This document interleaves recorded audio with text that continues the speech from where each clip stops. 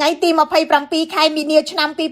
2025អ្នកបើកយន្តហោះចម្បាំង F-16 ម្នាក់របស់សហរដ្ឋអាមេរិកបានដឹកនាំកងយន្តហោះចម្បាំងចំនួន21គ្រឿងទៅបំផ្លាញរោងចក្រផលិតមីស៊ីលផ្លោងរបស់ក្រុមហ៊ូធីនៅក្នុងប្រទេសយេម៉ិន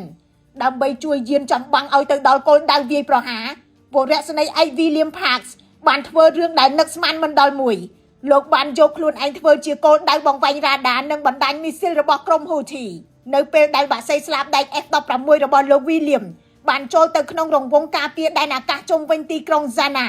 រ៉ាដារបស់ក្រុមបះបោរហ៊ូធីបានចាប់សញ្ញាបានមីស៊ីលពីដីទៅអាកាសបានបាញ់ផ្លោងចេញភ្លាមតម្រង់ទៅរកលោក William Park គ្រាប់ទី1ទី2ទី3ហោះបោះពួយយ៉ាងលឿនស្លេវសំដៅទៅរកលោក William មីស៊ីលហោះឆាបបំបែកស្លាប់ម្ខាងនៃយន្តហោះកំភ្លើងធំរបស់ហ៊ូធីនៅទូទាំងរដ្ឋធានីសម្រុកបាញ់ពីគ្រប់ទិសផ្សែងខ្មៅអាប់អួរគ្របដណ្ដប់ពេញអាកាសលោក William បានប្រើក្បាច់កាច់ចង្កូតយន្តហោះដែលកំពុងស្ថិតនៅក្នុងល្បឿនជាង 1000 គីឡូម៉ែត្រក្នុង1ម៉ោង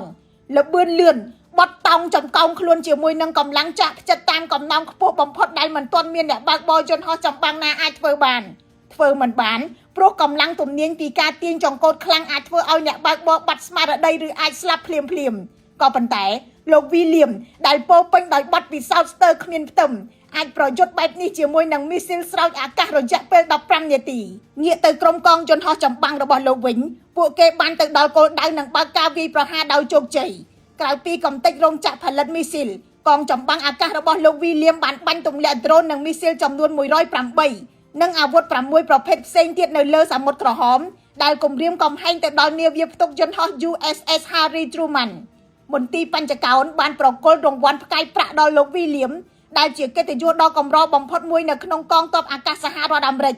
ហេតុការណ៍ដ៏រន្ធត់នេះត្រូវបានស្រង់ផ្សាយដោយ Business Insider នៅថ្ងៃទី3ខែធ្នូឆ្នាំ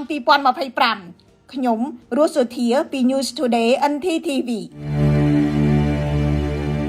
គុំរងចាំក្នុងការធ្វើអ្វីមួយហើយស្ដាយក្រោយនៅពេលដែលបាត់បង់ម៉ាស៊ីនបាញ់ថ្នាំអង្គរ Sprayer គ្រប់គ្រងហានិភ័យទាន់ពេលវេលានិងគ្រប់ស្ថានភាព